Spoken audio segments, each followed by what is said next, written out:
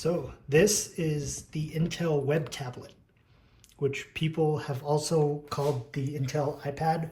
However, I don't know if that's a play on the Apple device that came out about a decade later or not, but you can see the resemblance. However, the cool thing is that this specific model right here is from 2001. Now, I am not a tech historian, so I don't know a ton about this, but I wanted to just bring it out and see if I could fire it up, which happily it actually started up. So the point of this thing was it almost acted as a remote like host for your PC. So you would connect this AnyPoint network adapter to your PC, and that would share the internet access to this. So through that, you could essentially take this, which has a battery, and go around your house and browse the web. But in 2001, to be able to do this was pretty neat. Unfortunately for me, the only thing that my tablet is capable of currently is just telling me that it can't connect to the computer because I never got the driver disk with this. I have found a questionable source for those drivers, but I am not sure if it's safe or not, so I'm going to load up an old XP machine at some point and just get that started. I'm not sure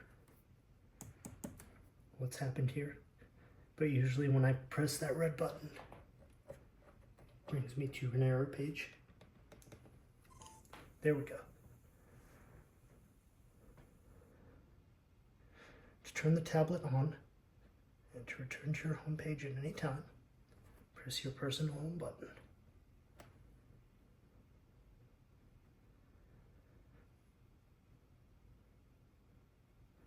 I'll try that one more time. Oh, cool. We zoom in. We zoom out and then zoom in. So unfortunately, this is kind of what I get. I can't communicate. And one of the tips for troubleshooting is to pull the antenna up. But obviously that's not going to work because the issue is I don't have the drivers. Now what is cool is check out this touchscreen. Let's try that again. What is cool is check out this touchscreen. There we go. So it responds to finger taps. It's supposed to have a stylus. Mine didn't come with a lot of things. So, but just as a simple little display, I mean, this thing's awesome. I'm definitely at some point going to try to get it running with this home network AnyPoint. I'll find the drivers for it. Well, I found them, I'll just get them installed.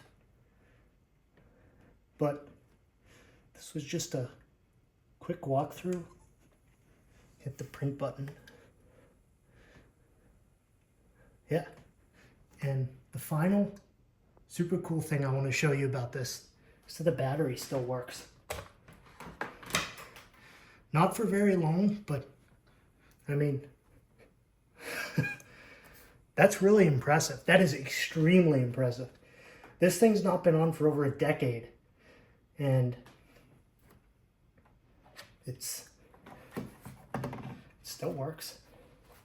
I'll put that there and make this, of course, nice and photogenic, if you will. So I left it here to go do something because, truth be told, I don't actually know how to turn this thing off, and it's still running. I also realized I didn't really give a tour of how this thing actually looks. Having the phone mounted on the tripod statically is a bit of an inhibitor to that. So I'll do that real quick. It's got this translucent back. You can see demo unit, not for resale.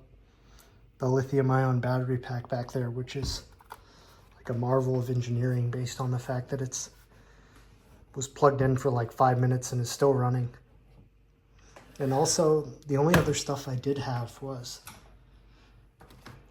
the product guide, which is just basic general kind of like, hey, here's your device.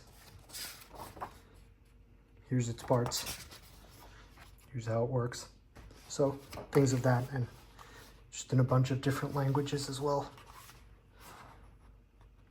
And the other thing I have, which is really neat, is this large, I don't know what you would call this, like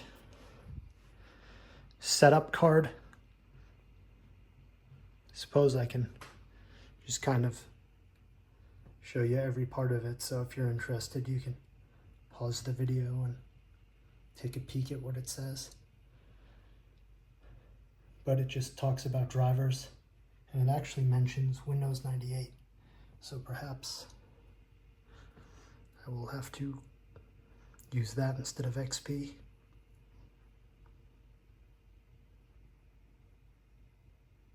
But super cool. This is like nice, thick, quality paper. I think I closed that incorrectly, but that's all right. Where you gather, where you play, where you relax.